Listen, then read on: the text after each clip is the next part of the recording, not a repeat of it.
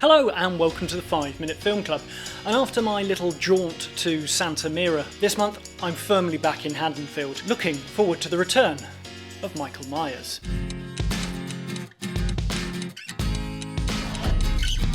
Halloween 4 is directed by Dwight H. Little and written by Alan Wrong Turn B. McElroy, and it takes place 10 years after Michael Myers' original Night of Terror, tracking down and trying to kill his sister Laurie Strode. This film opens with Michael covered in bandages from his burns at the end of Halloween 2. He is being transferred back to Smith's Grove Sanatorium. He is back in his catatonic state. However, when the hospital orderly mentions that he's got a niece back home in Haddonfield, he awakens. Meanwhile, we are introduced to a young Jamie Lloyd, the daughter of the now, we learn, deceased Laurie Strode, living with her foster family. She has nightmares of her Uncle Mikey and is constantly in fear of him appearing. Back at the crash site of the ambulance, we get the reappearance of Dr. Sam Loomis, played once again by Donald Pleasence. He is now scarred and infirm from his ordeal 10 years ago, but he is no less hellbent on the fact that Michael Myers is a danger and going back to Haddonfield to try and kill his niece. I love the fact that we get Donald Pleasence back as Sam Loomis in this film. The ludicrous scene where he goes to the petrol station to confront Michael and his stunt double ends up doing that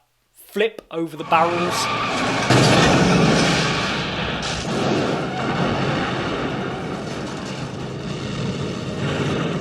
The reason for him being in this film and his subsequent appearances are very questionable.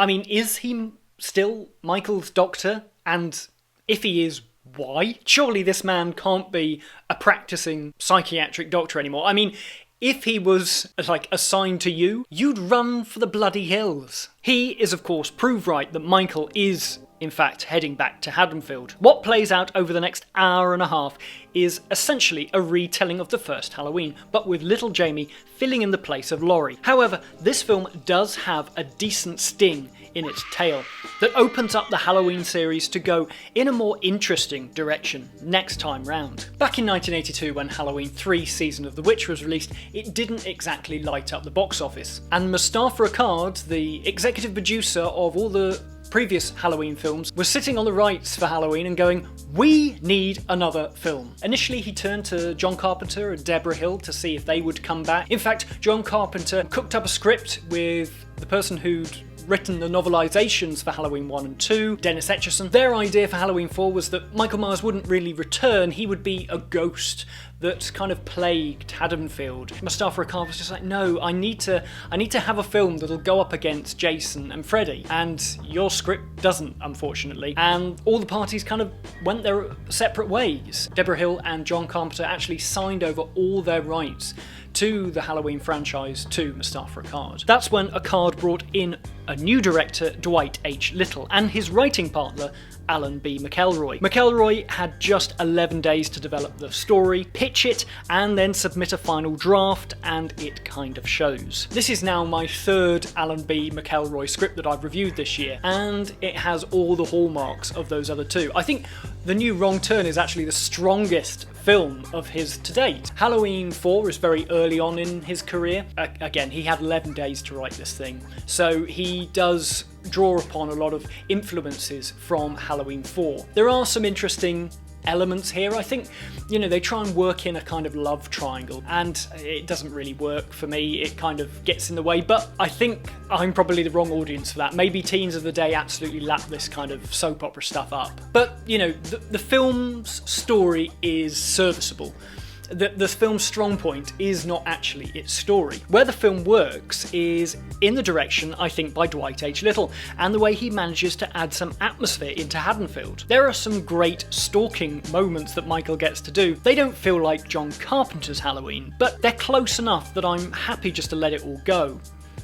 Also, Michael Myers is in fairly good shape in this film. He's played by two actors. The first actor is the one in the bandages sequence, and then he was fired because he wasn't big enough to play the role, Mustafa Akkad thought, and so they brought in George P. Wilbur. And I think George P. Wilbur has Michael Myers walk down. He has a presence about him. He's more your kind of hulking Jason type, and that's exactly what Mustafa Akkad wanted. I think they go a little bit too far, and he ends up just looking a bit fat towards the end of the film. They have kind of, I don't know, like shoulder pads built into him. I've no idea what's going on there. One thing I don't like about Michael Myers in this film, and in many of the subsequent Halloween films, is the mask. They originally were delivered replicas of the original. They thought, fantastic, great. Then they came to actually look at them, and they saw that they were pink and had blonde hair. And then the special effects guy then had to spray paint it white, dye the hair, and just do it all again. And that's why it has this kind of, it just has no feature to it. Now, they did actually accidentally leave in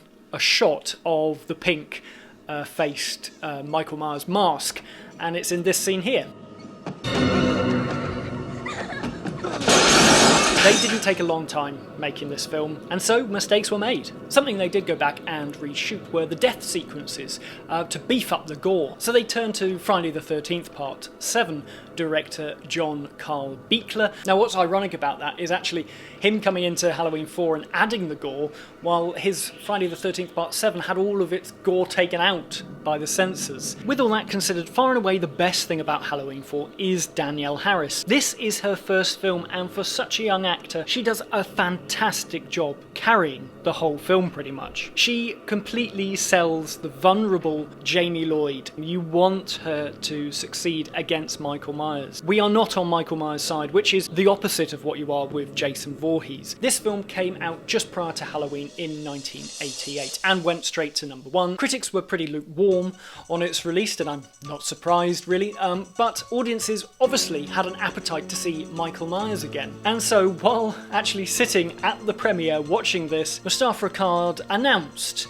that he would be putting into production right away Halloween 5 in order to release it 1 year later in October 1989. If you want to hear how that scheme played out for him, please join me next month for my review of Halloween 5. The Revenge of Michael Myers. But until then, please let me know your thoughts about Halloween 4 in the comments down below. If you like this video, please subscribe, go and check out the other videos that I've got here, and I'll see you next time. Thank you very much. Goodbye.